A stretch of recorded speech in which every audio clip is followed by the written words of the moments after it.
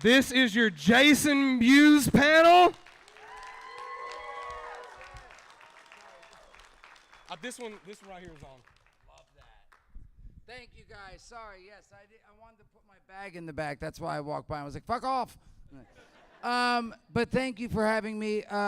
Before I forget, because I'm worried I'm going to forget because I'm going to start chatting. After me is Brian O'Holler and Jeff Anderson. I'm sure he would say something. But if you guys want to watch him, he just said, Brian was like, make sure you say something so they don't get up and leave. But leave anyway. Come to my table afterwards. Fuck them. I'll be at my table signing stuff and taking selfies.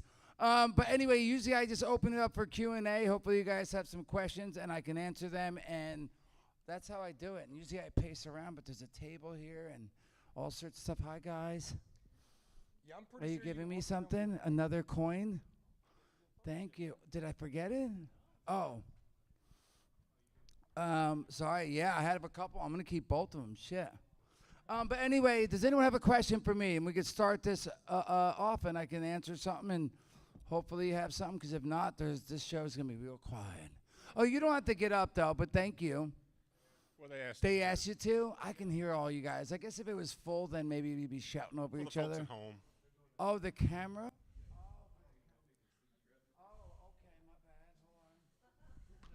I didn't know it was all for the camera.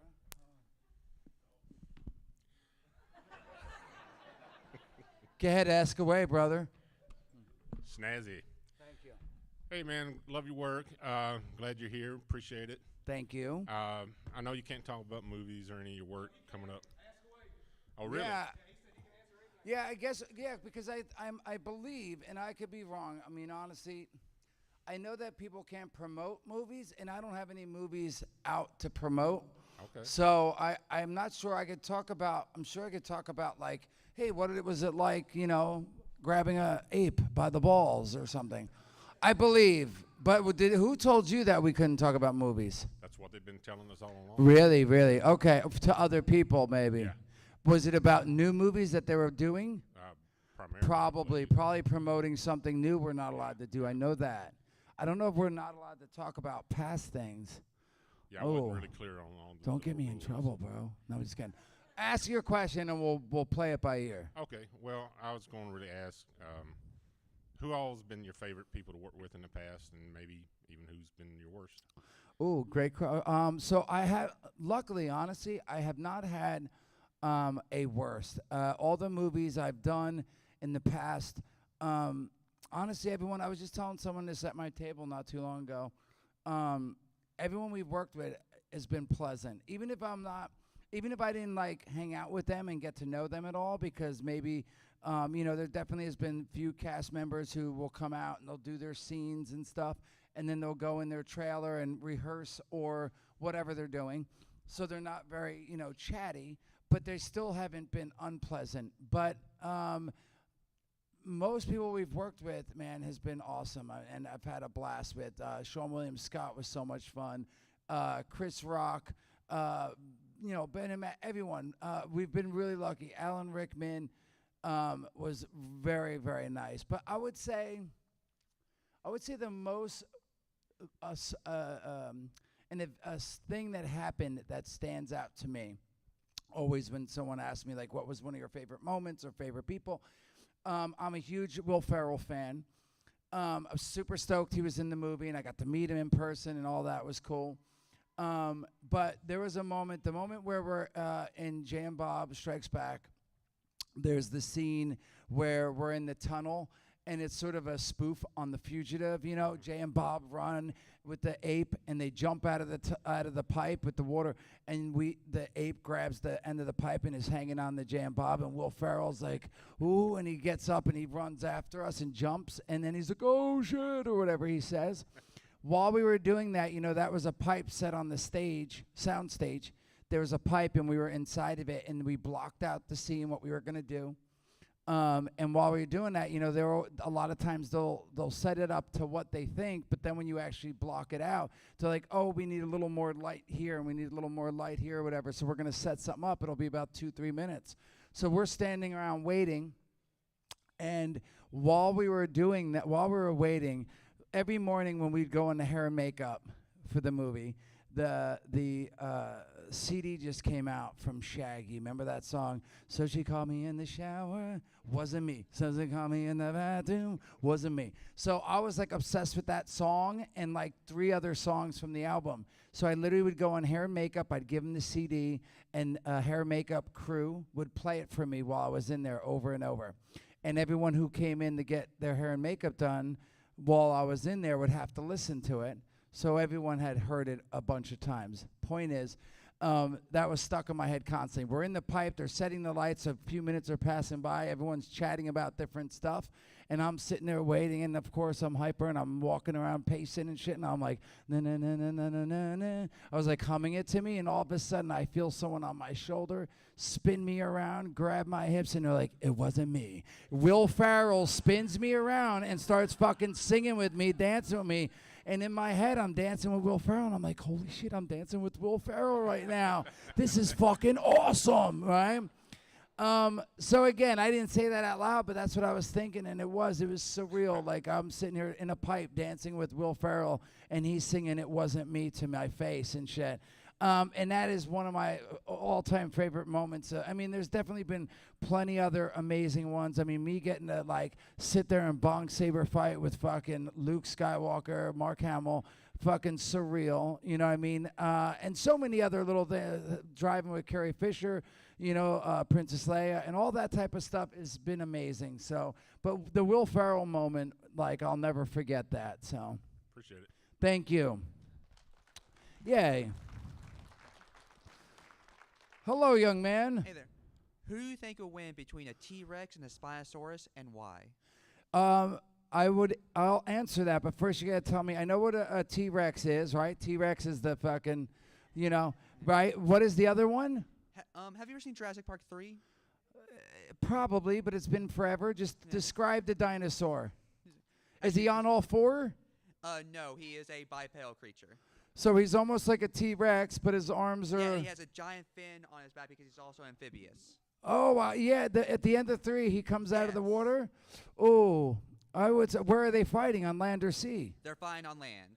Land, I think a T-Rex. T-Rex? Yeah, like I think just like a dog, I feel like the T-Rex would go for the throat, get a bite out of the throat and start shaking them and shit, like, you know, how dogs do with toys and shit. That's what I know about my T-Rex. My pet T-Rex does that shit constantly. Thank you. Thank you. And I don't know if you guys know this. I hope there's no kids here, but T-Rexes, bro, are like this. They're fucking... You heard that too, right? Oh, there's a kid here. Oh, shit. And another one. Oh, shit. And when I meant he was hanging, I meant their tails are long and very voluptuous. Now, go ahead, young man. Hey, Jason. First, I like that shirt. I like thanks, it. man. Yeah. First, I want to congratulate you on your son. Thank you. Yeah, man. Yeah. And I did want to ask you a question on Madness and the Method. Yes, please. What was your biggest hurdle, but what was also your biggest, like, aha moment of that? A good question. All right, so 2 things. If no one knows, just in case you're like, oh, what's he talking about? I have a son. I have an 8-year-old daughter, which a lot of people know. I've been posting about her for years because she's 8, and it's been 8 years. But my wife and I just had a son. He's 6 months old. His name's Lucian.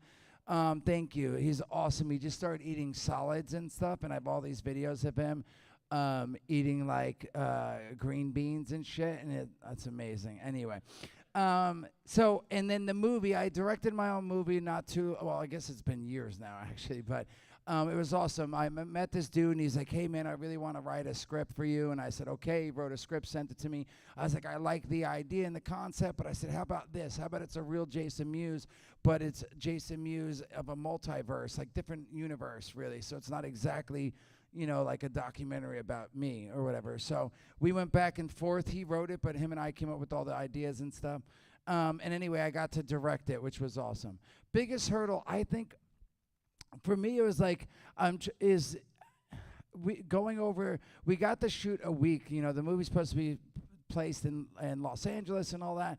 And I think one was doing it in London. I thought it was really tough doing it. It was snowing and all this stuff. But again, luckily the team I was with really helped out and made sure it looked like it was supposed to be in LA technically. But I would also say more important, I would say the biggest for me was directing a movie for the first time, which I felt pretty good about and confident about. But I also had to act in and memorize the dialogue. And so we'd come to set and I'd block out the scene, which was awesome. And I've seen Kevin do it a million times, and I feel like I knew what I was doing. But then we'd block it out, and then I'd be like, all right, I'll be right back. And then I had to go to hair and makeup and put hair and makeup on and change my wardrobe and make sure I had the right clothes on, and all that. And then also make sure I memorized all this dialogue and not forget it. And then after I shot a scene, I couldn't watch the camera on the monitor because I was in front of the camera, and then I had to go back and record it and had to watch playback. And not every time did I do that. Sometimes I felt really good about what I was doing, and I was like, I had the dude that produced it and wrote it with me. He's a director. He's directed a bunch of Van Damme movies and stuff like that. So I trusted his input. And I'd be like, hey, I feel good about that. Was it good? And he'd be like, yes. And so luckily I had him as a backup. But I would say that was the toughest, is trying to memorize all this dialogue, try to focus on doing the best I can at my first job directing. And it was tough. I definitely love directing, and I really want to do it again. But I wouldn't. I don't want to say I wouldn't.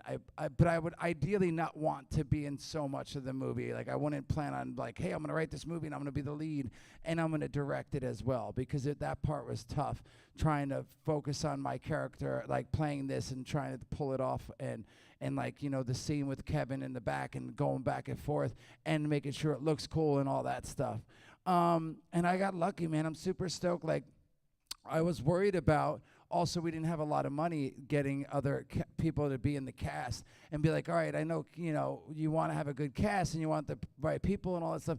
And I was like, but we don't have a lot of money to offer people to be in the movie. But it was really nice, man. When we reached out to like Dean Cain and Terry Hatcher, they were like, Mewes is directing his first movie. I totally will do it for, you know, this small amount of money and stuff, which was really sweet and awesome. And I had no idea that all those people would chip in and be part of it, and they did. And like Casper Van Dien and Danny Trejo and Vinnie Jones and Stan Lee did a cameo in it, and all of them were super awesome, man. And then so that was sort of the hardest part. And the aha moment, I mean, I definitely feel, again, I was super happy about everyone else being in it, but again, for Stan Lee, like the moment I called, so really quick. So we were supposed to start filming, you know, when you're shooting a movie, it's like people work 12 hours and stuff, and then there's like a union rule and rules of like, hey, you got to give the crew 10 hours to turn around and get sleep and stuff before they come in the next day. So like we were supposed to go in the next day. We were shooting late. They were supposed to come in, I think, at 4 or something like that, or 5. And I remember I had called this person that worked with Stan Lee, and I was like, hey, man, I would love, you know, Stan's always going to Kevin. Every time we saw Stan, and I'm usually with Kevin, we're together, Stan would always go, hey, Kevin, when you put me in another movie? Every time, almost. So I was like, hey, you know, he always asked Kevin to put him in a movie. I said, I know I'm not Kevin, but I'm doing a movie. Do you think he can do it? And he's like, let me talk to him. So I was waiting for the call back, but I didn't get it that day. And the next day, everyone's supposed to come in at 4, and all of a sudden I get a call at like 1 o'clock, and he's like, yo, man, he's like, I finally got to talk with Stan, and he said he could totally come in today, but he has to be done by 5 o'clock because he never misses dinner with his wife. Every night, I know, very sweet, right? Him and his wife sit down and have dinner every night. They had dinner at 6 o'clock. He's like, he has to be back and done by 5 so he can be home for dinner at 5:30. We were still in LA at this point, of course. And so I was like, all right, let me just call you back. Because again, he's like, this is 1 o'clock. No one's supposed to come to work till 4. And if everyone gets there at 4 and sets up and all that, we're not going to be done at 5. So I called the producer, and I was like, hey, man, I don't know if this is we can make this work, but we see if anyone will come in, the cameraman, the first AD, and all this. And he made a call, dude, and everyone's like, we'll be there as fast as we can. And like half of the crew came in super like earlier than they were supposed to make it work. And my point is, like, that was sort of between Stan Lee being in the movie and also like, oh my God, my crews and everyone understands the like awesomeness of Stan Lee being in the movie and coming. We're willing to like cut their 2-3 hour like, you know, being able to relax. They came in early for me. So I don't know. That was a really cool moment. And after Stan was done and stuff, I was like, this is awesome and surreal. I mean, again, every time I saw him, you know, we met Stan Lee and Kevin and I in 95 when we did Mallrats. And Kevin and I sort of bonded. We got to know each other. Kevin and I grew up in the same town. We went to school together, but he was a senior. I was a freshman. I didn't really know Kevin. I knew of him. And we didn't really start to get to know each other until he started working at the community center in our town. He hung out with the Comic Book Men, if anyone knows that show. Brian Johnson, Walt Flanagan. He hung out with, those three hung out, Kevin, Walt, and Brian. And they worked at the community center. And I was like 13 years old. And I would go to the community center, and they would be talking about comics. And they gave me some comics, and I fell in love with comics. Point is, I sort of bonded with Kevin and these guys over comics, and then we get to meet Stan Lee in 95, which was surreal and so awesome. But every time I saw him, we did cons together, we did a commercial together. Every time, 10 years later, still, when he'd be like, hello, I'd be like, oh my God, I'd get butterflies because he's so awesome. So anyway, my point is that was sort of my moment. We're like, wow, I can't believe I'm getting to direct a movie and I have Stan Lee in the movie. And at the same time, at that point, we were, that day we were filming with Judd Nelson, which was, again, it's fucking crazy to me. Anyway. So yeah, that day was sort of the aha moment. Thank you. That was a great question, dude. Thank you. Yeah, if anyone hasn't seen the movie, if you get a chance, I believe it's on, I don't know if it's still on Amazon, but yeah, I guess we can't promote. Sorry, never mind. I didn't say that. Oops. Go ahead. What are you doing, young man? Well, hey, so I'm C-Jam from Shreveport. I get shy. The movie I want to ask about, I don't know if it really exists. I see it online. It's called Cousin Sarah. I think it's a retelling of a Wes Craven movie, and you're listed in the credits. Various, in the credits. Ooh, I don't know. You know what's so crazy, honestly, man? There has been over the years. Someone the other day brought me a film that I did like 10 years ago. And I remember, like, of course, after I saw it and I saw, like, on the back there was the scene I was in, I remember filming it and being in this garage and doing the scene, but I didn't remember, like, how many years it was or, like, who directed it or whatever. There's been so many little indie movies that I've done because remember, we did the first movie 30 years ago. So it's been 30 years since the first one all the way to like today. Technically 30 years I've been. So there's been stuff I've done like, hey man, come do this for 2 days and stuff, or 1 day, and we're gonna shoot this cool little thing, and I'll do it because I'm like, wow, I get to play something different. I'm not playing the snooch to the nooch guy. I'm getting to play, a bad guy, or I'm getting to play in a horror thing, and my face gets ripped off, or whatever. So I've done all these little indie movies that all of a sudden, like, someone will be like, oh my God, I saw this movie, and here it is, and I'll be like, wait a sec, I remember doing that, but when was it? And anyway, so yes, the other one, it sounds familiar, but I couldn't tell you what it was or what I play in it or anything. So Cool. Okay, thanks. thank you, though. I appreciate that. Thank you. It's fine. I'm fine. Okay, so this is an interesting question for you. It's been about 3 decades since Mallrats came out, right? And in those 3 decades, we've seen the decline of the American shopping mall and like the experience of hanging with your friends at the mall. So if you were to make the movie today, where would it be and what would it be called? Oh, I mean, this is a great question, but I think Kevin is, again, because I know Kevin wrote it, and that was Kevin's idea, and Kevin's more clever than I. Is that the way he said? More clever. But for me personally, I don't know. That's a good question because you're right. I mean, what would it be? Hanging at I feel like you would have to be in a warehouse for like Smamazon, or like, some kind of made up company, and it would be the story of like people hanging out, like going to visit their friends in the warehouse. I don't know. Again, this is why you asked Kevin, but it's an interesting question because shopping is not really done at the mall, huh? But I feel like some are still going. I've just there's one by me, and I go there to get my Lush bath bombs. Thank you. And there's also a Lego store there. So I go there every once in a while to get Legos and or bath bombs.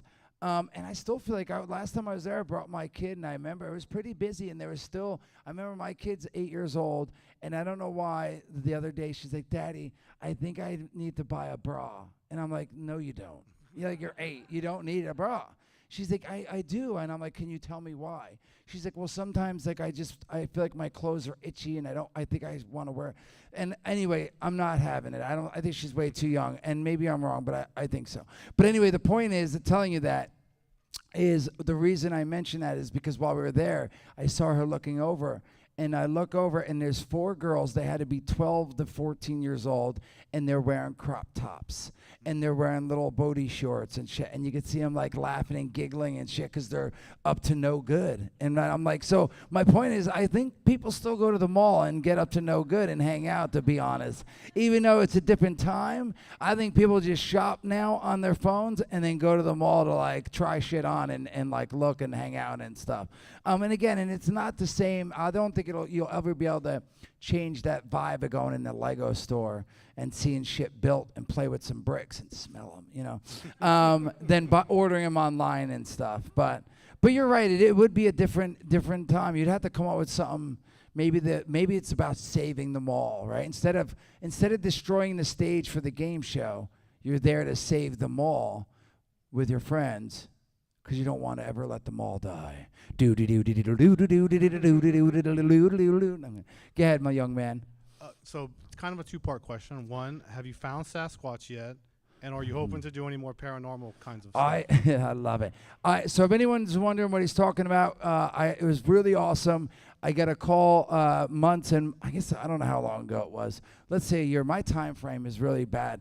But let's say it was a year ago. I get a call, and it's from Jack Osborne. He's like, bro, I'm doing a show for Discovery, and I was wondering if you want to go hunt Bigfoot with me. And I was like, dude, I would fucking love that, man, honestly.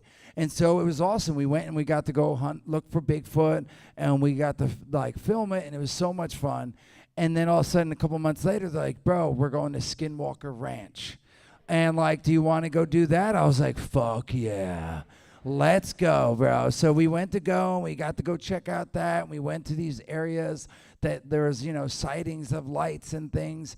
But what's awesome, no one got to see yet. So yes, I'm into doing more. We went to a place called Ashmore Estates, which is supposed to be a haunted medical hospital that's shut down and crazy and all that. So we went and spent a few days there and nights. At this place, and it's coming out. We filmed it, me, Jack, and Jamie Kennedy again, and it will be out probably October, November, I believe it's supposed to come out. And yes, I'm hoping, like we had pitched them another idea, because I was like, dude, I love this, like let's do more and stuff, and he's like, definitely. So we like sort of talked to them again. I don't know with strikes and all that what's going down, but we have an idea, and we talked to them, and it's sort of, I think they're sort of waiting on how well or not well the new one does. So hopefully a lot of people see it. Please check it out, because I think the more people who see it and watch it and watch it and watch it, But again, thank you very much. I enjoy it very much. Again, hanging out with Jack, I've known for years now. I'll tell you a funny story about that. Is I remember I had been to L.A. a couple times. I hadn't lived in L.A. yet. And so for me, no lie, like, again, we did Clerks. When we did Clerks, again, think about it. It'd be like if I grabbed 5. Well, again, we were friends, but in the sense of, like, we took this camera off the tripod, or left it on the tripod, and grabbed, like, 5 of us here, and we shot a movie here today, right? Like, we shot a movie about the con and some whatever. That's what it felt like for me. It was like Kevin's like, hey, I wrote a part, and I wrote a part for you, and we filmed it at night. And then the next day I would go back to roofing, putting roofs on houses and delivering pizza. Next day, that night I'd shoot again, and we'd shoot again. And then all of a sudden it was done, and he's like, hey, I have to edit it. And back then it was a steam back. It was like, there was big film reels, and he'd have to take a razor blade and cut it and tape together the stuff. There was no, like, computer shit.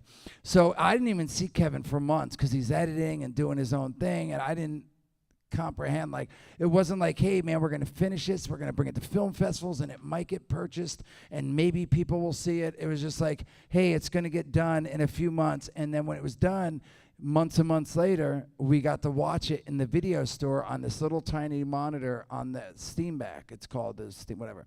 And that was it. I was like, this is awesome. It turned out good. I guess that shit was funny. My parts were all right. And then I went back to work and didn't think anything of it. And Kevin submitted into film festivals and all that stuff.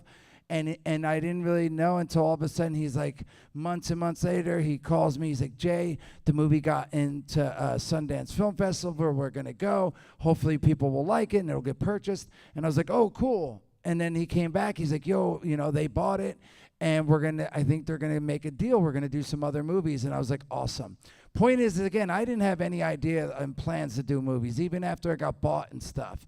I was putting roofs on houses, and that was that. California to me seemed like, you watch California on Beverly Hills Cop or 90210, and you see you see the beaches and you see the palm trees, and you're like, it's paradise, it's beautiful. And that's what I pictured and stuff. And I remember the first time we went there, I had to go out there for Mallrats to audition, because they're like, he's never done a studio movie, and this is a studio movie, so he has to audition. Which Kevin's like, but the character's based on him, it's for him. And anyway, so I had to go audition. My point is, I get to LA, it was so beautiful, and I was like, wow, I'm in California, this is awesome. And then we do the audition, and then I have to go back again. And then I go back a couple more times for whatever reason. And I wind up going out a little bit, and I meet some people, and I wind up meeting this girl. And I go out with the girl, and we hang out and stuff, and I wind up sleeping at her house. And no lie, I wind up waking up the next day, and she's like, we're going to go get some breakfast with a couple of my friends.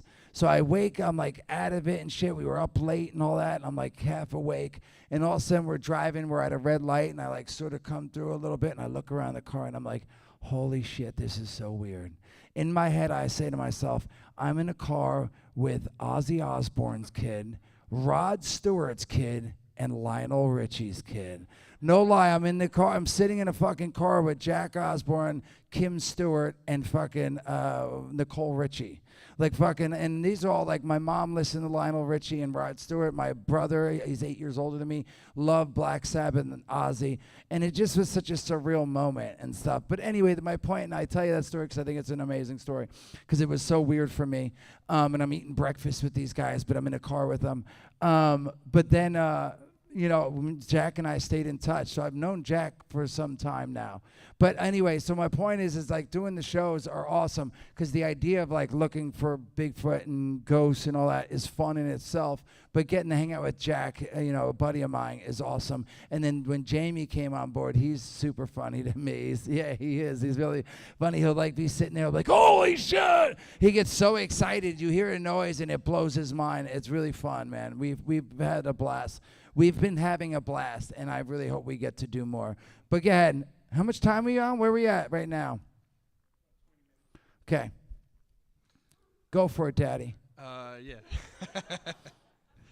You got to work with my comedy hero, George Carlin. Yes, sir. I was just wondering if you got any personal experience, anything that... I wish I did. People ask me a bunch about that.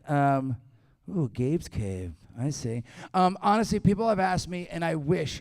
I always tell people, and it's true, is like when we were filming that movie, and I got to meet George, super sweet, nice guy, but I was super intimidated by him because he seemed very intimidating in general, but even more so when him and Kevin would hang out and talk, because Kevin was a big fan, and that's why, of course, he wanted him in the movie, but Kevin had watched all his comedy specials. Kevin read all his books. And so him and Kevin would talk and use these big words. He'd be like, that's totally ostentatious of the caliber of, and I would sit and listen to them talk, and I'd be like, ooh, and I'd listen and like watch them, but I didn't feel like I ever had anything to say to involve myself in the conversation. So I feel sort of bummed, because I feel like all the opportunities I had, I never really got to hang out and have a conversation with and really get to know him. I just got to watch him and be intimidated by their thing. But very nice. Again, so there's no cool stories minus that story. Like, I remember waiting out on the road for him to do, like, the rules of the road, you know? And while we're waiting to, like, set up again, like we said, like, him and Kevin would talk, and it would be awesome to listen to them two go back and forth and laugh at each other and stuff. And he was really smart, dude. But again, I can't say, like, me and him one time walked down and we had breakfast together and we talked about, you know, because it didn't happen. But very nice. So, but there's definitely a handful of people throughout the years that we've worked with that, again, because remember in the beginning, especially, it's like I was a kid and I still was nervous working. I would say all the way up to, like, even Strikes Back. I feel like I got to, like, a comfort at that point because I'd done, you know, we had done 5 movies and I did some indie movies, but it took a while for me to really get comfortable, like, being on stage, talking to people and stuff, because again, it never was a dream or a plan of mine to do entertainment or to be in movies and stuff. So yeah, whenever we'd work with people, unless they were super outgoing and stuff, like I had a blast with Ethan Suplee and Jason Lee on Mallrats, because they'd be like, you know, Jason Lee would be like talking about stuff and Ethan and goofing off and things like that. But then there's sometimes people that have been acting for years, like Alan Rickman and stuff, that super nice and awesome, but he didn't come on set and he wasn't like, snooch to the fucking nudes, you know? He would come in and be like, hello, and he, you know, and I'd be like, oh, he's here, shh, just don't goof off too much, you know, I don't want to offend him or someone. Anyway, so yeah, but again, super nice. Every time you see me, hello, good morning, like super pleasant gentleman. So, but Kevin, you ask him. Kevin's got some great stories. Kevin will start crying talking about stuff because he's made Kevin laugh, but he's also made Kevin has said sweet things to Kevin, and Kevin has some really good stories. So if you ever get to Q&A with Kevin, definitely ask him that question. He'll have some good stuff for you. Thank you, sir. Hello. Hi. So first off, welcome to Shreveport. Thank you. And so while you've been here with us, are there anything you've really enjoyed about our town or that surprised the hell out of you about Shreveport? Oh, I wish I could tell you I've been cruising the block and stuff. I know. You know, honestly, I drove in from Dallas. I flew into Dallas, drove here from Dallas airport. Excuse me, got to the airport. Got to the hotel. Like 10 at night, and went up in my room and streamed some Fortnite. Went to bed, woke up, came right to the convention, which is connected, so I didn't really even have to go outside. Came in the con, was there all day, went back to the room, took a shower, ate, played more Fortnite, woke up, went to the con, and now I'm here.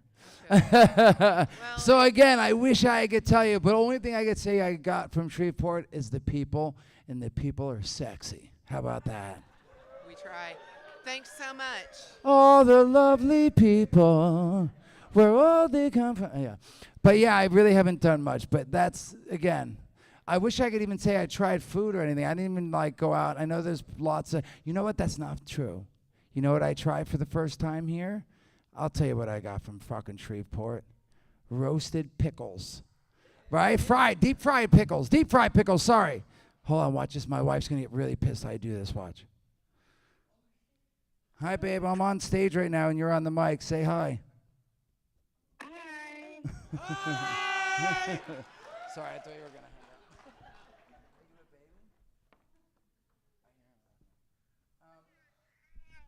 you a baby? Hi, baby boy. I hear him. Hold on. Okay, buddy. Come on, talk to us.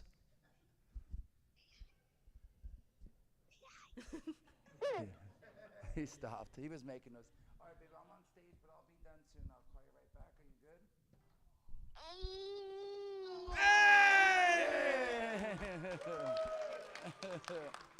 All right, babe.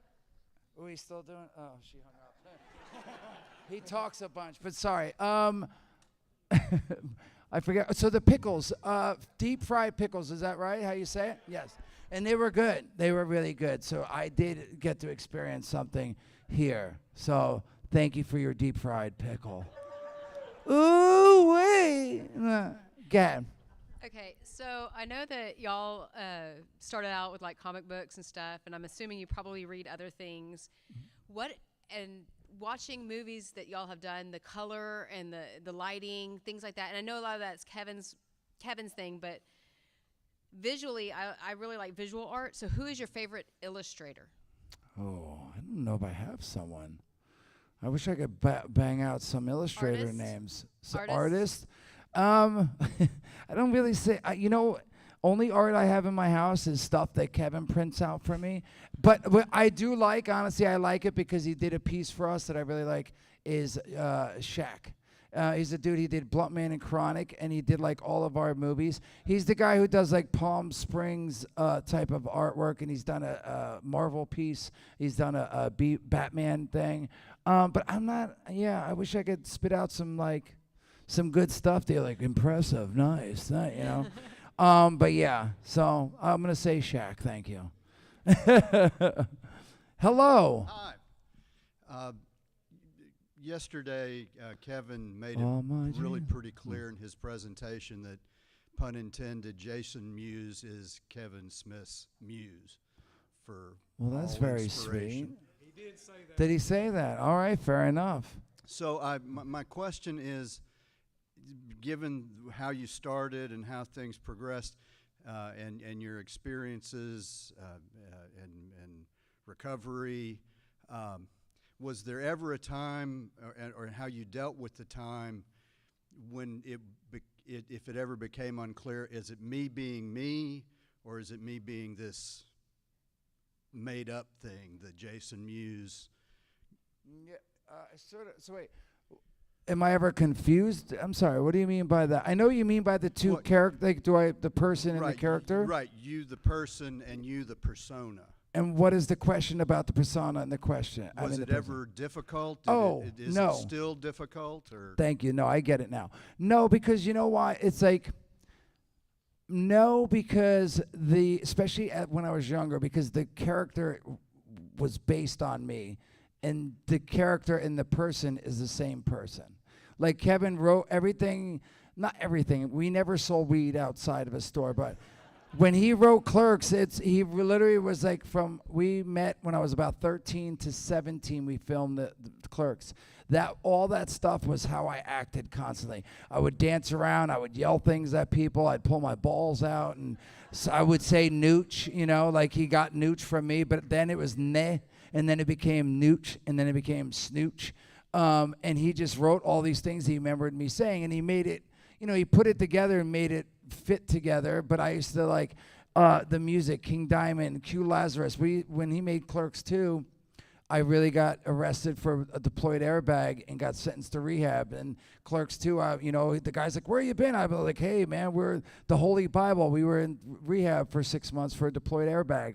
So Kevin would write the characters sort of based on real life for me. Not 100%. And, of course, as I got older, like Clerks and Mallrats and Chasing Amy Dogma was sort of how I was, almost like 100% to like 98% to 90%. And, of course, as I got older, I stopped being so obnoxious because when you're, 20 years old, you can't pull your ball bag out anymore without worrying about getting arrested or something. But when I was a kid, I had no filter, and I but I'm just saying, so there was never a thing. But as I would say the only part of the trouble with that now, but not really, is still to this day, even though I've talked about being sober, and even though I stopped smoking, people still think I smoke weed all day, so they still offer me. Less and less as I get older and people get to know more. But no, it's never been like, there's never been. Well, my question was more from the perspective you interacting with the public and them having a preconceived notion or an expectation, No, but I feel like when I interact, there's not many people. I guess every once in a while, yes, maybe someone expects me to be like, hey, how you doing? Stooch to the bucket, dude, and get real like goofy. But I think I'm still a little bit of that person for real, that I think they get enough. But every once in a while, I feel like one of maybe 100 people will be disappointed because they'll be like, oh, I thought you smoked weed and you were more obnoxious than you are. But I think most people have been following the career and the person and know that I have kids now and I'm married, that they don't expect me to be like, hey, but you know what I'm saying? Like, I still am that guy, but not so obnoxious. And I think most people sort of have felt that out. Once in a while, I do think someone seems a little disappointed that I'm not like, when they come up, I'm like, hey, how you doing? Stooch to the fucking douche, bro. Let's go smoke a blunt, you know?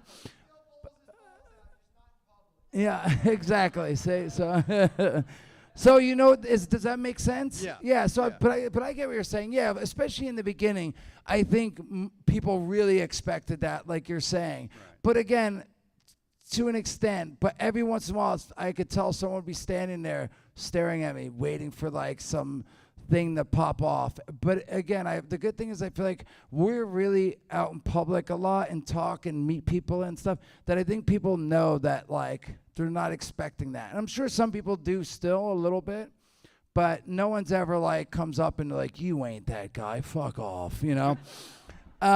So yeah, but I hope that answers it. I sort of get what you're saying, yeah. Thanks so much. Thank you. Yeah, you, sir. Yeah. First of all, I just want to say thank you very much for doing the panel and talking to all of us.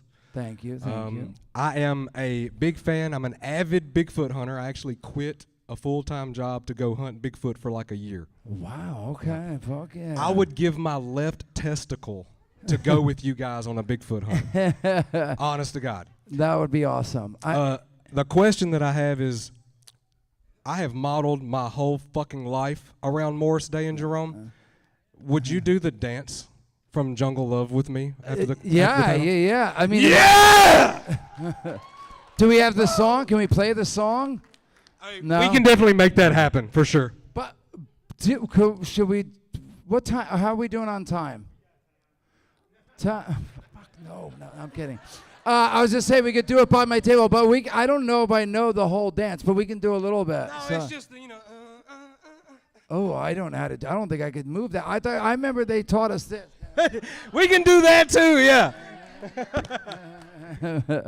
So yes, we will do that after. But I guess he's the last. Where are we? I know we have time, but how much time was I supposed to do? We still have 10 fucking minutes? I don't know if I could do 10 minutes. Fuck. All right, so let's fucking. We could do the dance at the end, maybe. Yeah. Know. Or do it after. We got a red carpet right over there. Whoa. Turn on the red lights. You have a question? There you go. One is the loneliest. All right. So yeah, dude, we'll do the dance when right after we ask this question. I'm gonna get a picture with you with everybody up there. Oh. You know, get everybody to stand up, come around. We're gonna turn around, take a selfie. Oh, okay. I like that. All right. All right, Kate, you ask it. I think you're going to finish it because we're going to do this, and then we'll get the selfie and get ready to head on out. All right. Go ahead. All right. I got to quit. My name's Terry, and I'm from here. Yes, sir. What was your most awkward moment in Zach and Miri Make a Porno? Oh, okay. The most awkward moment in Zach and Miri. On or off screen? You know, I would say I want to say when I had my 3-piece out, but you know, no, I would say I was about to say that, but it actually wasn't that bad. I honestly at first was more nervous about being butt naked because of my sister my family's weird. Like, I have a sister, but she's not my sister. She's my aunt, but her mom raised me, blah, blah, blah. So my sister lets her kids watch them. At the time, they were like 9, 12, and 15. And they're excited about Uncle Jason, what makes movies and stuff. So I was worried about that. I was worried about my girlfriend at the time, but wife now. I knew that she was, her mom wanted to come to the movie and see the movie, and her godmother and all that, and her friends. We're gonna all see my penis. But but know what was really awkward now you say that, and it's great that you asked because I don't think I've ever mentioned this. The point where when we were filming the part, I was super nervous and feeling awkward about me and Katie Morgan being on the counter with the beans dropping on us, and I'm like, you know, and I felt weird because we were pretty naked. I had a sock on and she had like a little like sticker almost thing around her piece, right? And so we were doing that, but because she was so comfortable with herself in that place, because she did that stuff for a living, I think beforehand or whatever. She made it really easy. She just like, just goof off, like pretend to be kissing my mouth and lick my lips and stuff. So she made it really comfortable. But I felt very awkward beforehand. And then I felt awkward also, too, at one point after I started getting a little eased into it, and she made it fun. It's like we were pretending to do that. And I looked down, and her sticker fell off. So she was, like, butt naked right there and shit. And I'm like, my sock's there. I'm like, I hope my sock don't fall off. You know what I mean? And I had a really, it was really interesting to sit there and pretend to do that with someone and be actually naked and stuff.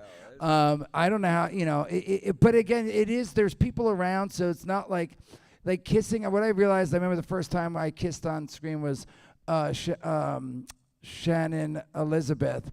And, you know, in the Jay and Bob scene where I slow-mo and we start kissing, I was so nervous about it because I'm like, what if I get an erection? Like, how weird will that be? You know what I mean? Yeah, I was like worried about it. But as I realized we're doing it, it's so nerve-wracking to like it's like the camera's on you, and then all of a sudden they're like action, and then you're like, okay, I'm gonna walk up to her, she's gonna turn, we're gonna go like this, and we're gonna start kissing. So it's so like, you know, robotic that there's no like excitement of like being like, and people I remember for years after, they're like, how awesome was it kissing her? And I'm like, it really wasn't that awesome, because it's not like a thing where you're like, is she gonna kiss me? Does she think I'm like handsome? Right. You know, the excitement of when you meet someone and that like build up of like, oh my God, she's awesome, I hope she kisses me. And then I remember, you know, you're in high school and you're like, is she gonna let me get to second base? Like there's the whole excitement of that, but this isn't excitement because it's like action, and you look around, you're like, okay, I hope I don't fuck this up. Like I kept worrying I was gonna like bang my nose on her nose or something. So it wasn't, you know, but it was still cool, the idea of the whole thing. Right. But again, same with that, but it was really uncomfortable at that point, because again, I had my sock on and she was like, the sticker thing fell off and I was like, do I stop? What do I do? You know? But it was fun. I mean, she honestly, I feel like if it was any other female I ever worked with before that, I feel like it would have been really, really uncomfortable. But she honestly was super nice and super comfortable. She's like, don't get nervous, like have fun with it. Don't worry about it and stuff. So it was fun, man. It was a great movie. I'm really bummed. I really thought like when we did that, I'm like, everyone's going to see this movie. Seth Rogen's in it and Craig Robertson. It's a bummer because it you know, people like it, don't get me wrong, but it didn't do like, you know, 40-year-old virgin. Like, I'm like, it's the same guy. It's going to be doing, you know. But it was such a fun movie, and it was my idea. I'm super stoked. I'll end on this because this was my idea. So we come out, and I'm naked, which is Kevin's idea. I didn't know at first. I'm like, dude, it's like 2 days away.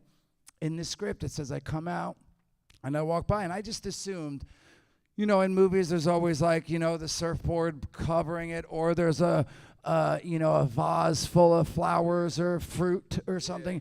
And I thought Kevin was going to put some gag or goof in there where I'm walking and it's blocked by something. And I'm like, what are we going to do? Like, am I doing this or that? And he's like, you know, I've been thinking about it and thinking about it. He's like, I think you just stick with it and you're naked. You're just swinging and hanging out and shit. I'm like, are you sure?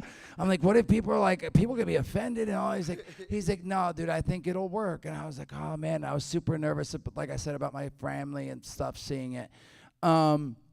But then we did it, and I felt like it worked because I haven't said it. So let me watch it, and, you know, we did 2 takes. Another take, sorry, I said, let me do one like you want, but let me do at least 1 take where I'm, like, scratching and covering it because I don't want to just be out and it doesn't make sense. But it made sense and it was fun. But what was my idea is Kevin says, then you come around the corner, and you drink some orange juice, and Seth looks over and sees you and is like, what the heck, man? But as he was like, there was cues. It was like, Jay, drink the orange juice. Seth. And when Seth peeked around, on purpose, I dropped the orange juice cap. And I went like this to pick it up. And so you could see my ball bag, right, hang out. So everyone starts cracking up and shit, and Kevin's like, dude, that's awesome. He's like, but you can't see it good enough. He's like, can we put a light in the fridge so the light shines through and stuff? So we had to wait a few minutes, and they set up the whole thing just so we can get the fucking light shining through, and you could see the, you know, the ball bag.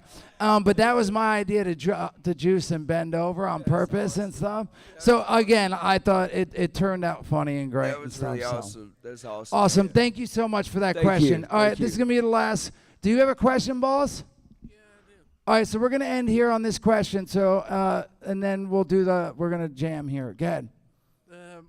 First, my name's Aaron. Hello, Aaron. I think you're pretty kick-ass, and the question I have is, out of all the weird and funny stuff you do, what do you think are the top 3 things that you would say are the funniest? The funniest that I've done, personally, my scenes, I would say the orange cap thing that I just mentioned was one of my funniest and favorite. I thought that turned out good.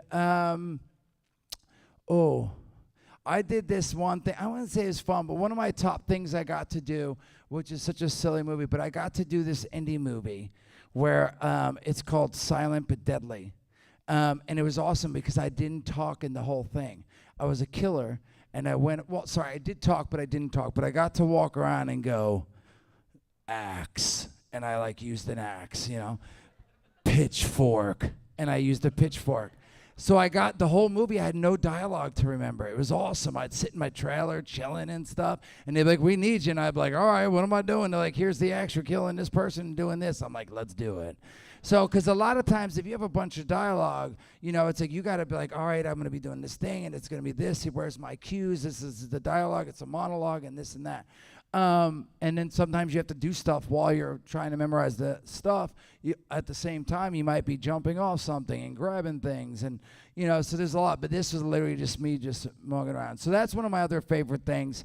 And then, in the movie that I did, a great scene, and I'm just going to say it because he's here, is Brian O'Halloran was in my movie that I directed.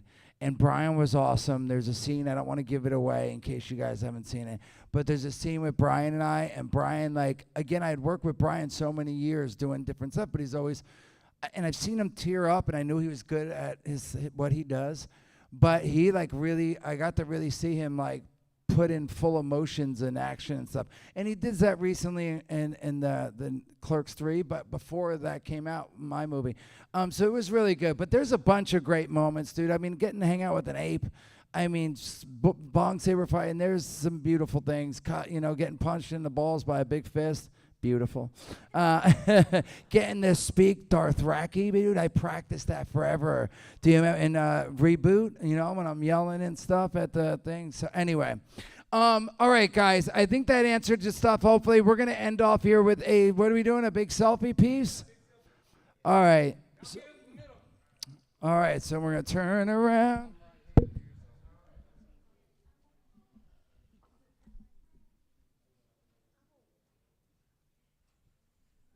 He's getting it set. Oh, I thought people are still moving in, right? Can you see everyone? I think so,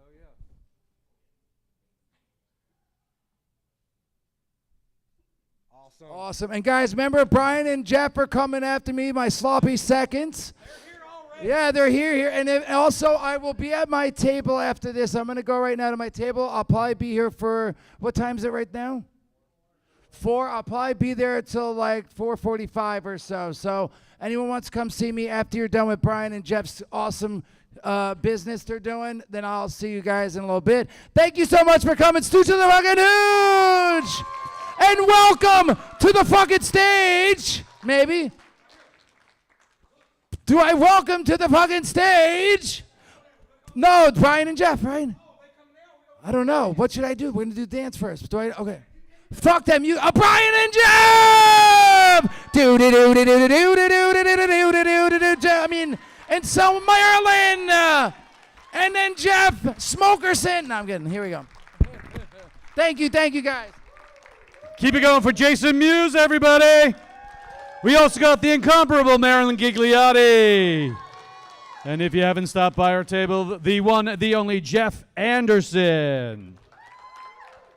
So we're going to roll kind of like freestyle with this Q&A. Topics could be anything but films. But that's a good thing because what we can do is you can learn more about us and we can learn more about you and whatnot. Jay will be at his table from here. If you want to go down there, by all means do.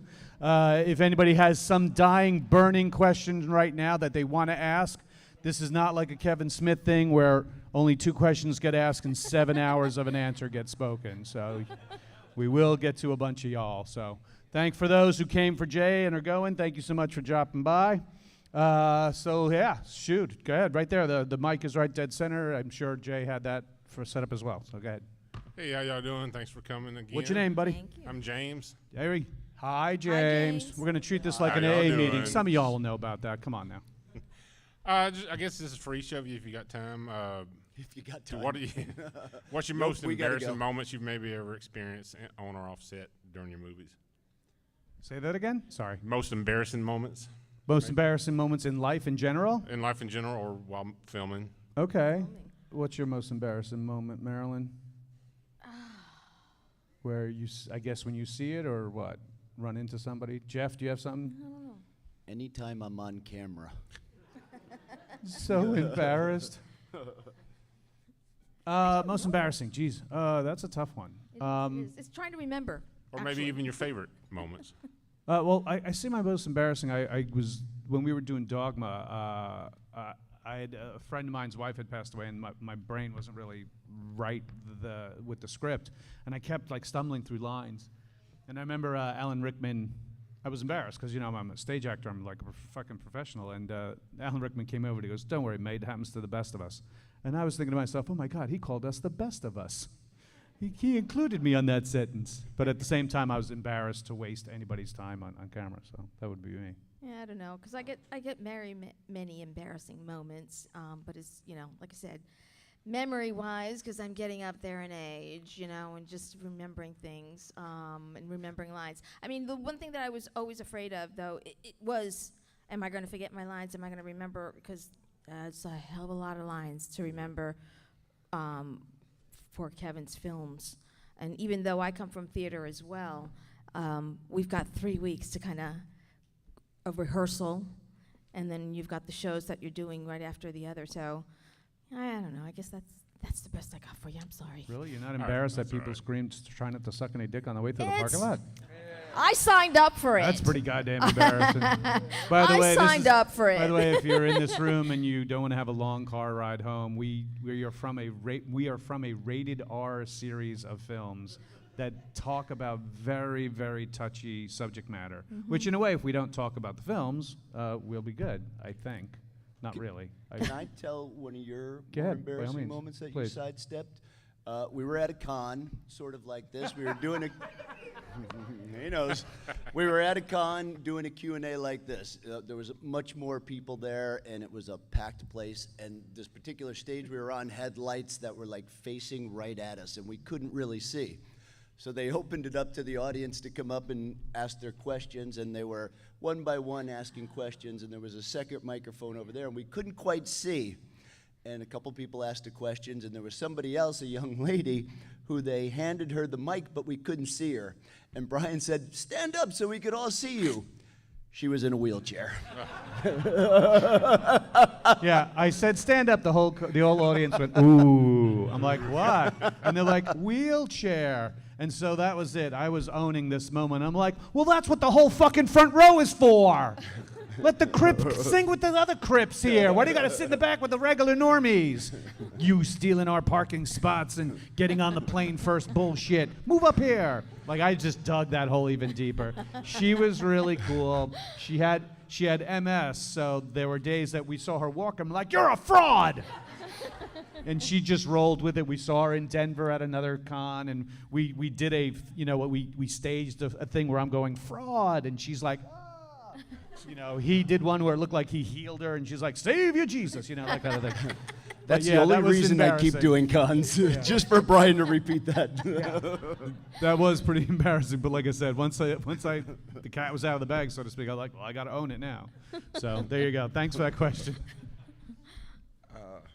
How's it going? What's your name? I'm Jerry. Hi, Jerry. Hi, Jerry. I just want to say I'm a big fan. And what's the hardest thing to do on film? Like besides your lines. I and would all say that, porn. That's a lot of pressure Have on a you guy. done it? Have you done Okay, it? that was No, good. I've never, because it's too much pressure. Why would I? Who do you think I am, Ray J? Fuck that. Is that the new person now? I don't know. No, Ray J was the one that got Kim Kardashian. Don't you watch? You don't watch porn. Yeah, they just recently said that the whole thing was set up by like Kim Kardashian's mom, allegedly. That kind of thing. What's the hardest thing to do on film? That's tough. There's a lot of things. I mean, if you have like 7 minutes of dialogue that you got to get out, that can be difficult if you're not prepared. It's all about preparation, and then when you're prepared, things become natural and easy. The thing is, too, it's like you train to be an actor and all that kind of stuff, and you just kind of look back on your training to do what it is that you have to do, whether it be crying, your stunt work or whatever it is. It's like as long as you've trained and you go back on that, you should be good. You're supposed to train for acting? Yeah, you should have seen the blank look on his face when you said that word. I was like, how does one do that? He's like, why did we have to take a train? The Some bus people are stop was natural. right there. Some people are natural, but no. It's cool. I'm taking it back. Yeah. Right on. Yeah, I have a good one. Thank you. Thanks for coming up. Hi, CJ from Hey, Shreveport. CJ. Hi, CJ. So it's more of a comment. I don't really think your character is gone. I think like soap opera style, maybe he's been kidnapped by the crazy ex or something like that. Don't you do that. These movies are over. Don't do that. No, you did tell one group the only other way you would come back for another one, and you had a pretty decent idea. I said it takes me usually 10 to 15 years to agree to do another movie, but I will do Clerks 4 if they use my idea, which is Randall buries Dante in the pet cemetery. Come on, opening scene, Elias and Randall digging him up and grabbing him by the leg and dragging him through the cemetery. The fucking kids go nuts for these zombie shit. So come on, why not? I did pitch that idea to Kevin. And he said, "All right, or we could just have it where it opens with Randall reading the Necronomicon." I'm like, either of those I'm good with. Then Bruce I'm Campbell the could one that's cameo. going to have to sit 7 hours in the makeup chair. Hey everyone, Hey. my name's Sean. Hey Sean. Good to see you. First off, I did want to say the latest film. I mean, I've never laughed or cried as hard as I did at the same time with that film. And I know that part of that's Kevin's writing, but part of that is your guys' performance. It's like honestly. Clerks of Endearment. Exactly. I guess for my question for the three of you is, who had the biggest ego while on set? Oh, that's usually me. No. No, biggest ego on set. None of us really had big egos. First of all, with the third one, we were under COVID. Trevor. It's Trevor. It's Trevor. Or at least Trevor has the biggest kind of like narcissism, I would say. Like, and he says it. Like he's Self-professed. He's self-professed narcissist. He loves the attention of women. He loves just constantly like questioning you about anything, and like you could say, "Oh, there's 3 people on stage." You'd be like, "No, well, metaphorically." I'm like, "Shut the fuck up."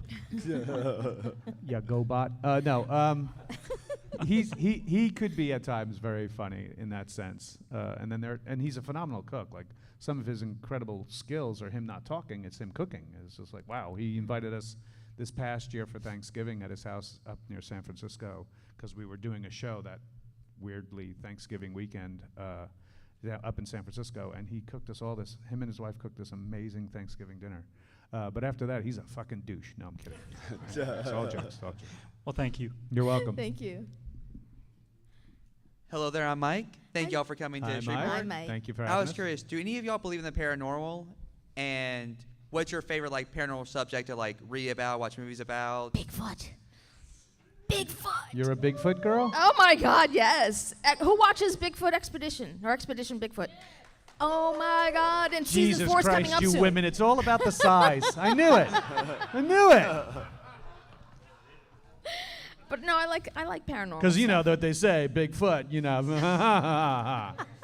Yeah. All right. Thank you really for do filling that in. Yeah, I mean, I can't believe that there's not. There are definitely things in the universe that we just don't understand that we may perceive as paranormal, but are probably just some science phenomena that we haven't figured fucking out yet. So I'm not going to be ignorant to that fact that there could be something out there. I mean, for Christ's sake, I just said for Christ's sake, we believe he's some dude up in the sky and, and wearing a cross, for God's sakes.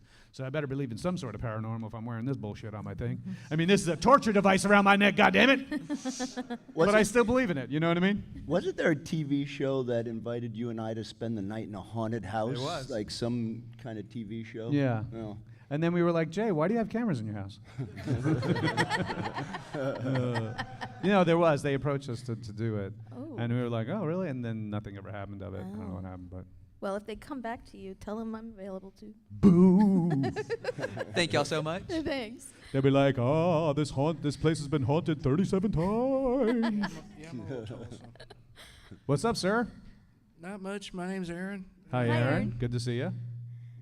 Going off the con question, has there ever been any question or questions that y'all can remember that's so weird and unique that just like, what the hell were they thinking? Ooh, I like it. What was the weirdest question you've ever been given? Jeff, do you want to be in a movie? Every 12 years, it's really odd to you. Kind of weird. Again? Yeah.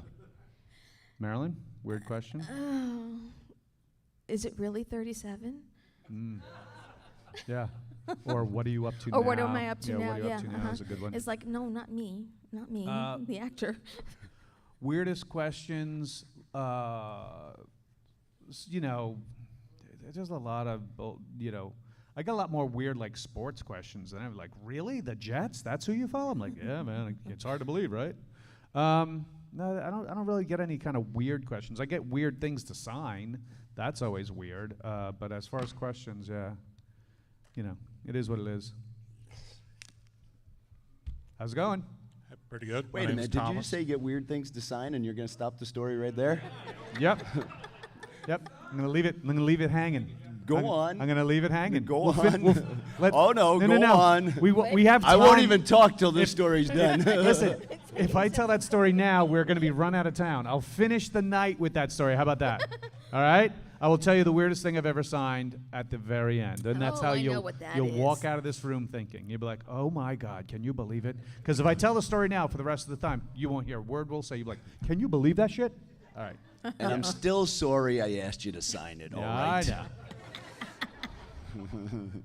So I don't know if you're allowed to talk about it or not, and I just realized that as I'm about to ask the question, but I know that rumor has it that Kevin once wrote a movie based on Brian Johnson, and I was wondering how much of Brian might have worked into the performance of said story.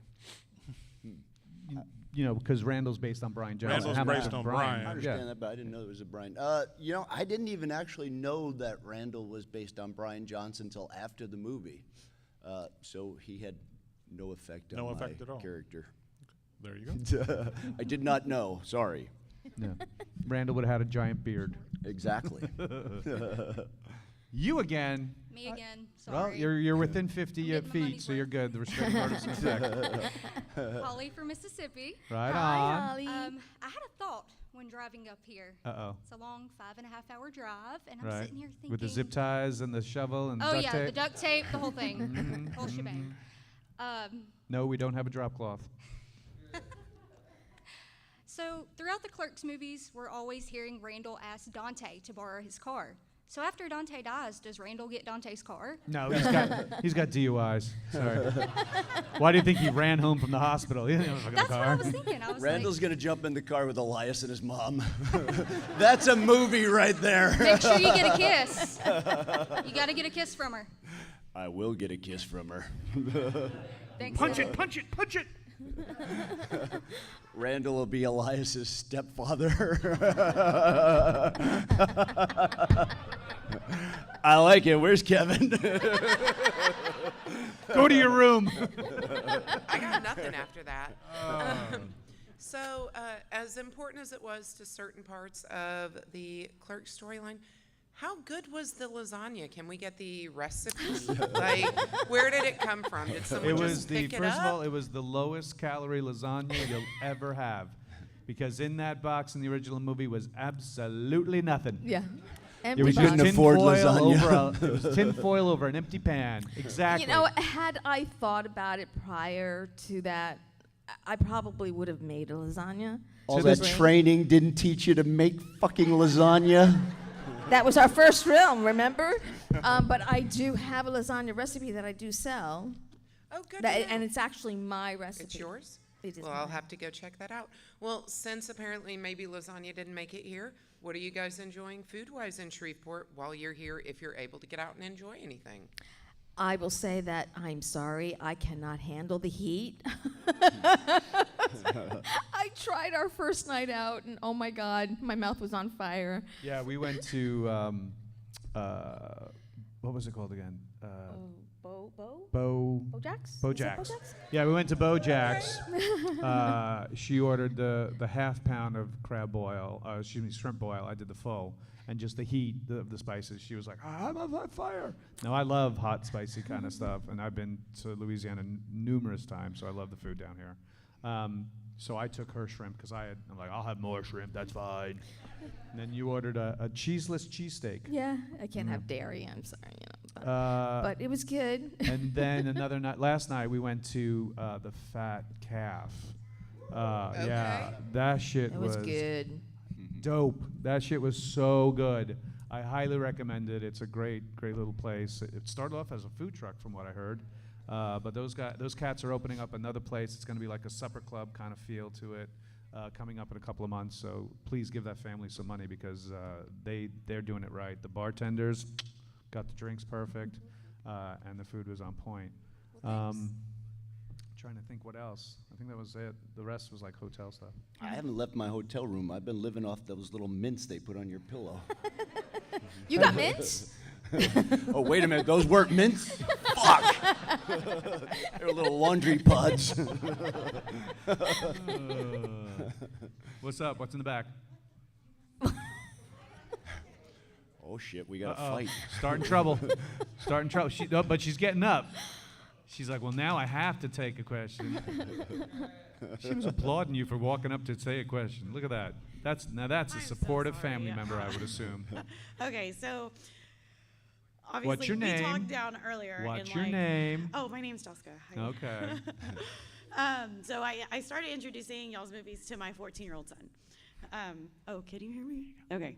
I started introducing my 14-year-old son to y'all's movies because, you know. You have a 14-year-old son? I do. I have a Wow. 15-year-old, 14-year-old, and that's my 13-year-old over there. Wow, you do not look like a mom of that many kids. Well, or that thank old. you. All right. So, see, that's what the heat and humidity does for you down here. No, it doesn't. What are you Don't pointing believe at me it. for? It's like nobody ever believes that I have a. I'm not going to tell how old she Yeah, I is. was going to say. So, obviously, I introduced him to Clerks too. Hilarious. But both he and I kind of had some conversations because some things kind of got brought up that I was like, didn't think about it, you know, because, yeah, I don't know. I'm a bad mom, president of the Bad Moms Club, 100%. What of the multiple topics was the one that he questioned about? He wants to know earmuffs. What's a snowball? No. Well, yes, but do you actually go ass to mouth? The age-old question that even the ancient Greeks once debated. And of course, the Greeks do go ass to mouth. You know, I personally don't think that's, as Ben Affleck would say, hygienic. But that's just me. I know Rosario's character's like, but in the heat of the moment, all right, that's all good for y'all. But, you know, I like things where I think they belong sometimes, and I don't think it is a delight, personally. I would say no to that. Don't look Ding, at ding, me. I ding, didn't know about that's a that no. until I saw it in the film Did you myself. just say I don't believe it's a delight? Did you just say that? I don't find it a delight, no. A delight. I'm trying to be delicate. The kid's in the room. Oh, my God. Well, thank you. Brian, I like to make delightful love. Boy, we're going to have delightful love. I will say that I did use the troll, you know. Pillow in the pants? Yes. And Lister on my Fiend? son. You lost And me there as for a of minute. right You were now, giving yeah, me like, hand signals you know, and pointing. I'm like, the troll down there. I Where tried. on the I doll did definitely he touch used you? that on Where him, on the doll did he and, touch you? And I would like to say that it's working so far. You know, he's not really questioning. So You know, you're not saying words. You're just pointing and gesturing a lot. You're not testifying at a trial. It's all good. No one here works for DIFUS or Family Services, right? It's all good. Thank you, guys. You're welcome. Thanks for taking the courage to come on up. And if you have any more questions, you are allowed to come back up. Somebody may disappear afterwards. I don't know. The one of the things I'm curious about is was that discussion about the Star Wars movie really in the script, or was that just something they ad-libbed and the director was like, what the hell, it's probably going to be interesting anyway, so let's just keep it in there. You've worked with Kevin before, huh? Ah, what the hell, let's just leave it in there. Anything ever heard is written. Yeah, for the most part. I mean, when we got to the third script, it was like 85 written, 15% of us, throwing in things at the end of writing the script, and then once the script was locked in, we knew what we were going to say. But I think the performance of those conversations about Star Wars, especially, and any other kind of pop culture references, that's the great thing about Kevin's writing. It does sound so naturalistic that we have these kind of conversations. I mean, we're all at a fucking Comic-Con, so we're going to talk about Star Wars or Star Trek, Lord of the Rings or Game of Thrones, blah, blah. We're going to have these kind of epic nerd debates, and that's what it's about. So that's Dante and Randall, and that's Kevin with his own friends. So we're just living that. I did want to say, because Brian, when you brought up about doing a porno, I mean, you did do Oh, shit. I ain't taking applications. Relax. Settle down there. You did do vulgar. I did do vulgar, yes. And there is an assault in that scene that's not necessarily porn. Yes, a movie written and directed by aforementioned Brian Johnson, directed and starring him, called Vulgar, that we did in 2000 or 2001. If you ever see the beginning of the Clerks movie, there's that animation of the clown coming in and then goes behind a dressing screen and then gets fishnet stockings and a bustier. Kevin and Brian were in his office one year in Jersey, and that's on the logo is on the first Clerks poster. And Brian Johnson, plus the animation that Walt Flanagan did, and Brian Johnson said, "What do you think that guy's story would be?"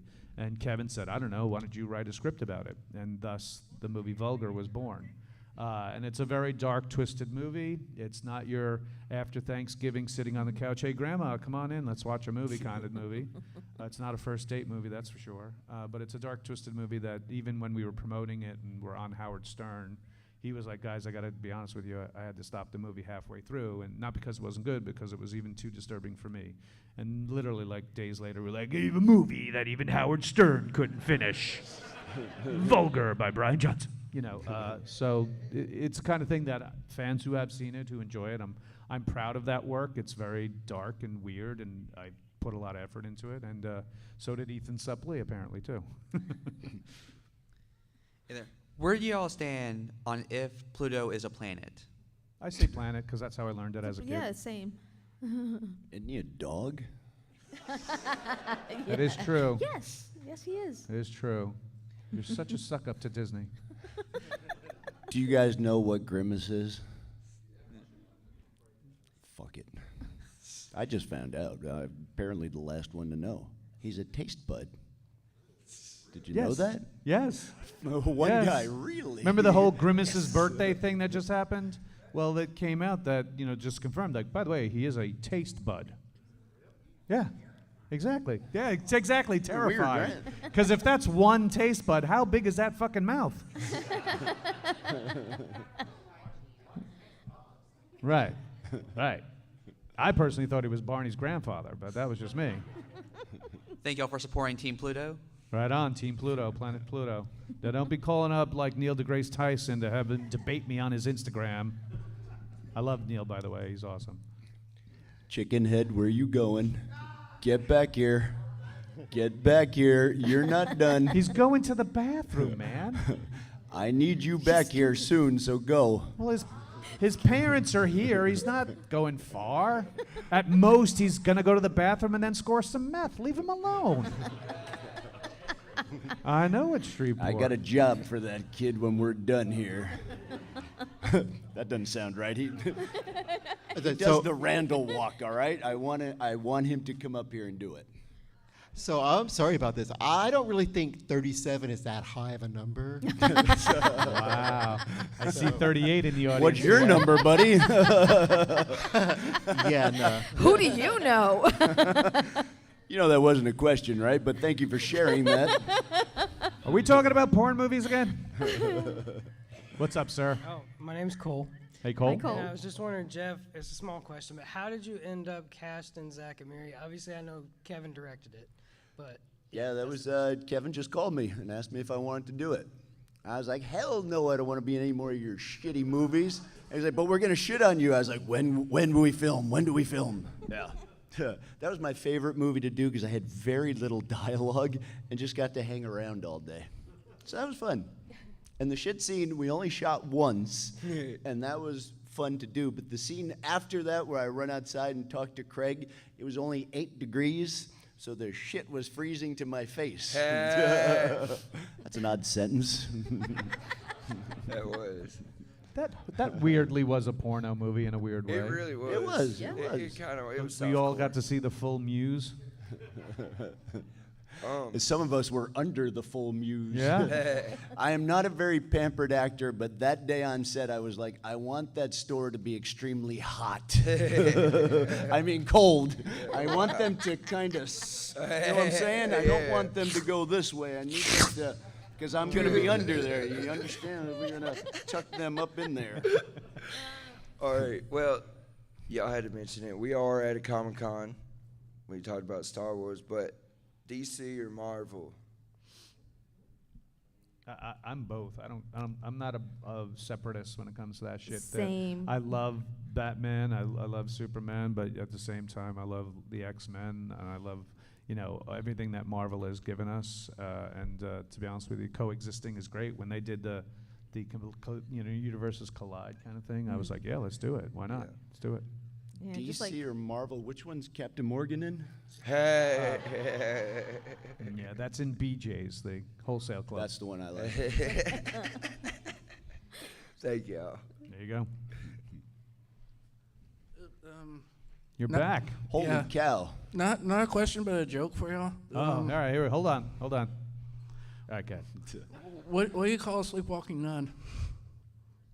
Say that again. What was the What do question? you call a sleepwalking nun? A sleepwalking nun. What do you call it? Roman Catholic. A Roman Catholic. All right. I'm gonna do you one better. What's the last thing you want Willie Nelson to say when you're blowing him? I'm not Willie Nelson. By the way, if you ever run into Trevor at a Comic-Con, he did not create that joke. He will claim that he created that joke, but he did not. All right, we've gotten down to the the open mic joke hour. Anybody else with an open mic joke they'd want to say? Anything? Good. In the back. Let's do it. Go Harley. Oh, this is going to be good. I sense it. It's going to be good. Do you know diarrhea runs in your genes? Do you know diarrhea runs in your genes? I said the joke wrong. Yeah. It's diarrhea is hereditary. And then you go, right? And then I say, yeah, it runs in your genes. I screwed it up. I'm There sorry. you go. That's all right. So my joke should have started with, Did you meet "I'm a not little Willie kid out there Nelson, in a blow clown me." outfit? I thought she got the meth first. Aha. Anybody else got a joke? I mean, shit. Oh, he's back. Chicken head's back. Good. You stay where I can see you. All right, I'll start the weird story. I'm just starting anyway. We're not ending at this minute, but we'll start the weird story anyway.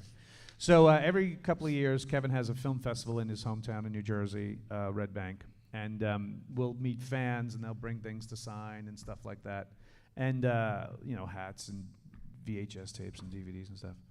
And one guy's like, "Hey man, I have something for you to sign." He had one of those messenger bags. Remember when everybody was carrying messenger bags for some reason? and they weren't sending messages to anybody. So he pulls out of this messenger bag. I'm thinking it's going to be a DVD or it's going to be a hat or it's going to be a mini poster or whatever. And the next thing you know, he pulls out this 2-foot double-sided black dildo. Yep.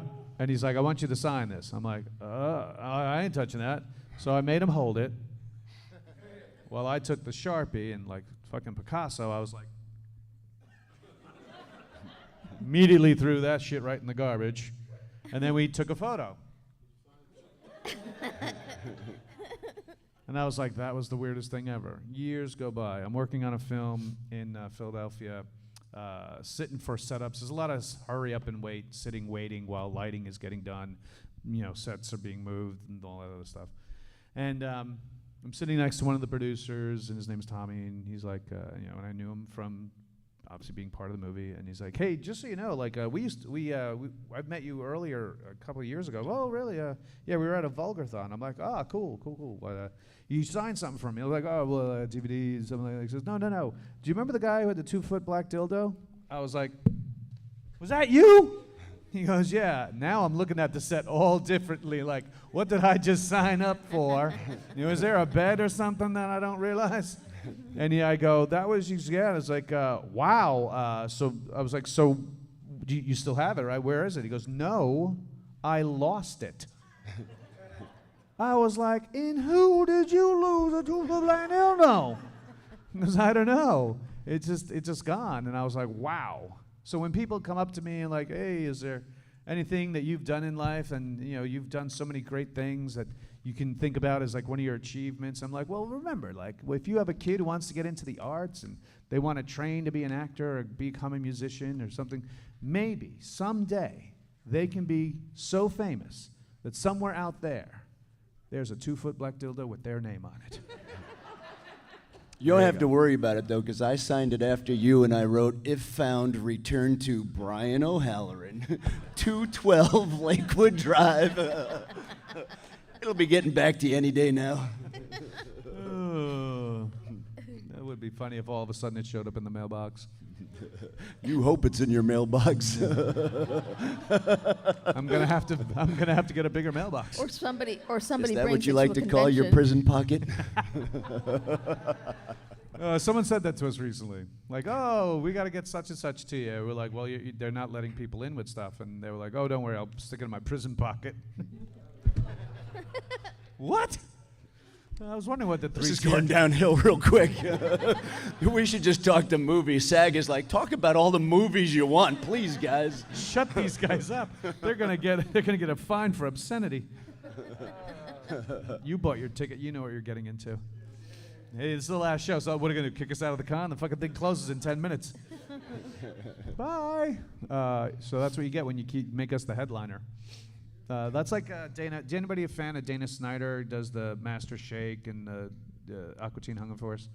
He does tons of these podcasts and panels at like the Galaxy Cons and stuff.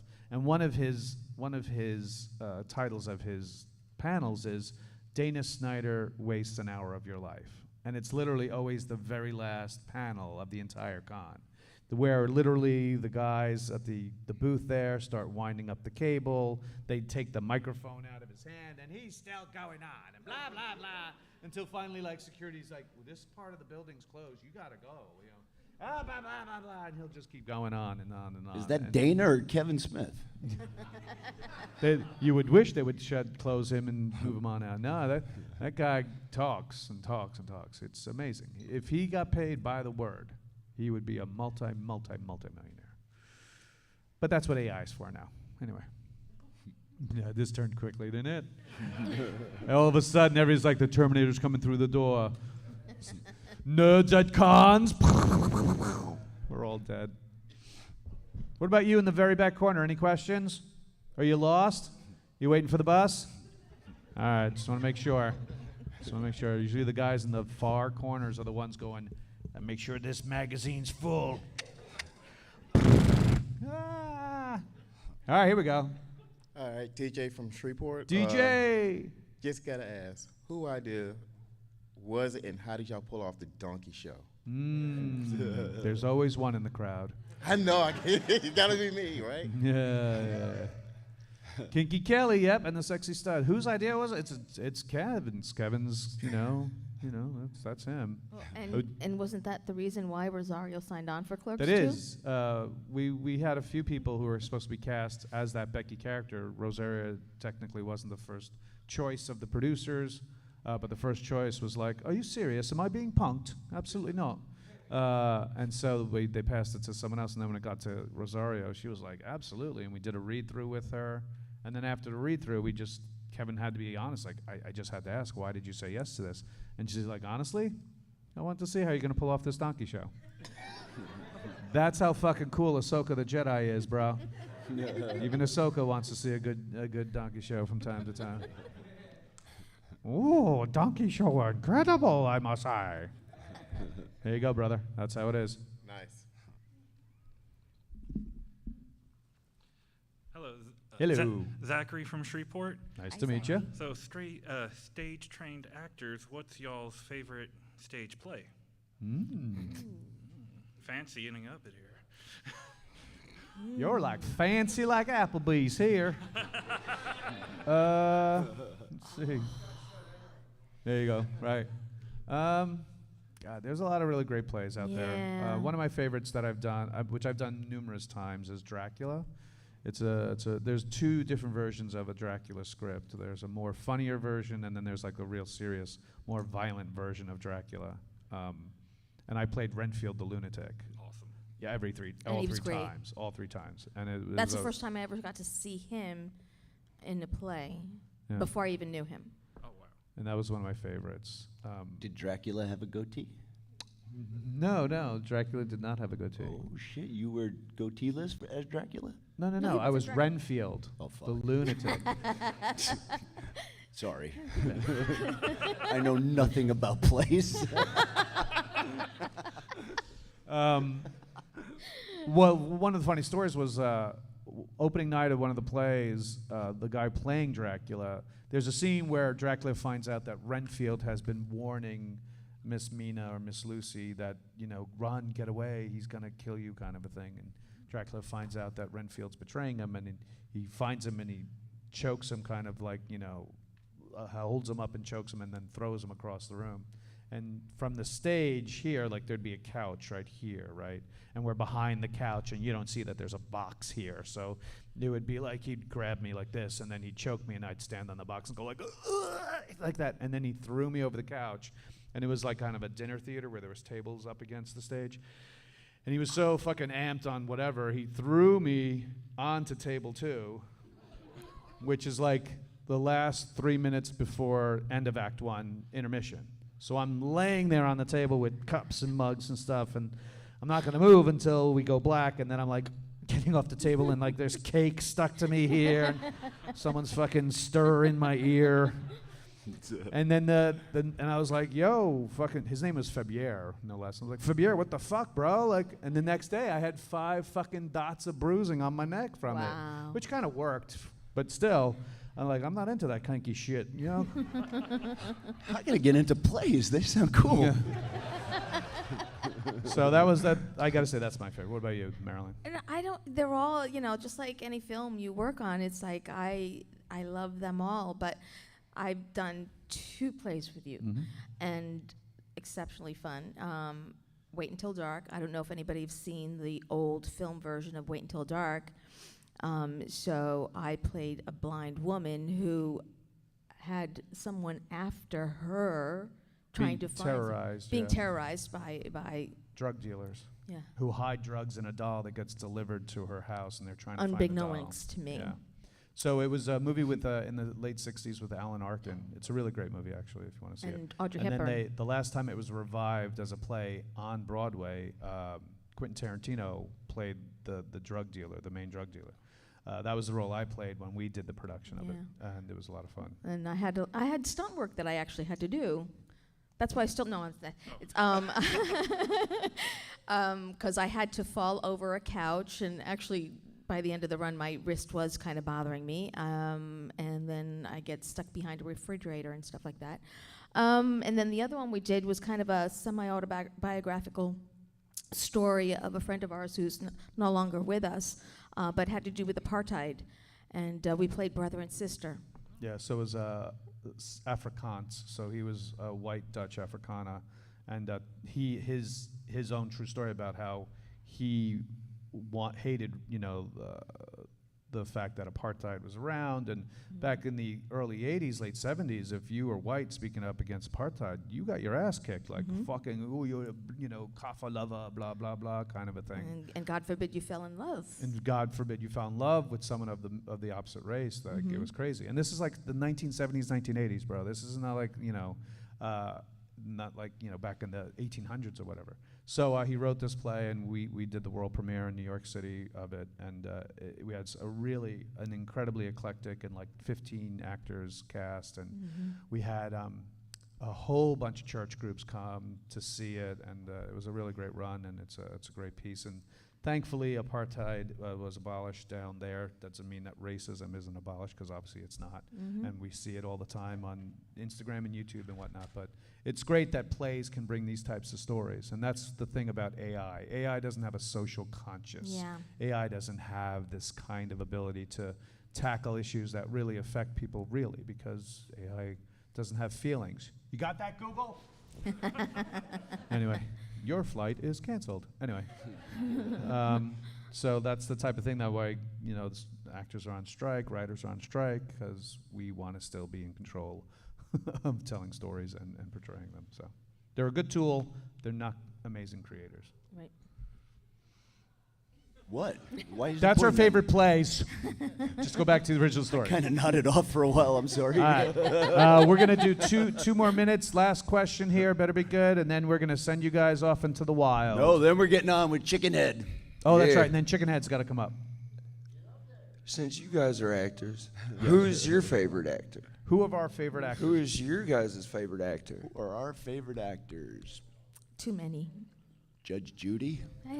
She's not an actor. Don't piss on my leg and tell me it's raining. No, I don't like picking a favorite anything, to be honest. It's like that's just my personal thing, because that you're telling me I have to choose out of the You many could things say that I me. like and Go love. ahead. Say a couple. There's a lot of really great actors out there that I enjoy. Anthony Hopkins is one I really enjoy. It's just.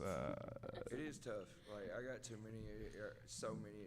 It's De unreal. Niro, you can say, does really great deep work. Who was the guy, British actor who was in The Professional?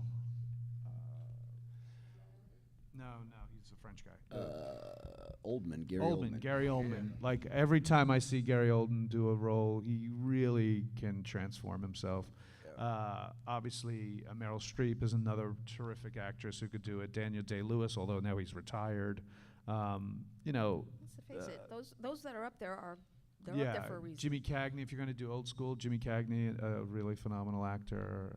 There's tons of really great people. So, it's great to enjoy the art and to enjoy the people who do it and support the people who do it. And that's why we love doing the art of it. And, Jeff's a writer. He's working on a new script.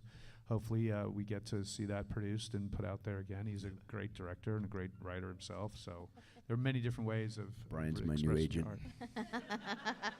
All right, you guys ready for some entertainment now? Chicken Head, get up here. Get up here, Chicken Head. Let's find out why he's called Chicken Head. So give some backstory to this. Yeah, you got to come down here. You got to come down here for everybody. I just showed. You guys don't go nowhere, though. We got to get a selfie with everybody in the background. As soon as we're done with Chicken Head. I just showed up on Friday. This young man right here was my first guest at my table. He's 12 years old, and I said, "You should not know our movie." His dad said, "He could do your Randall walk great." I've seen it. I've seen a lot of Randall walks. I want to see your Randall walk. You doing these flippers? Let's have a look at it. Let's have a look at it. I'm going to figure out why we called you Chicken Head. Let's have it.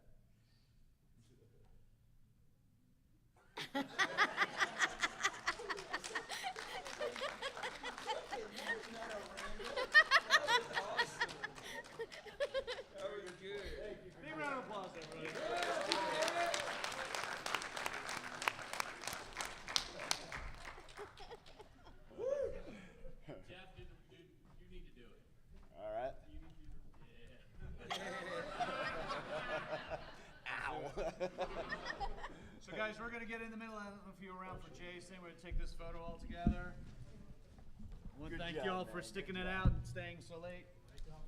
Not at all. I love it coming down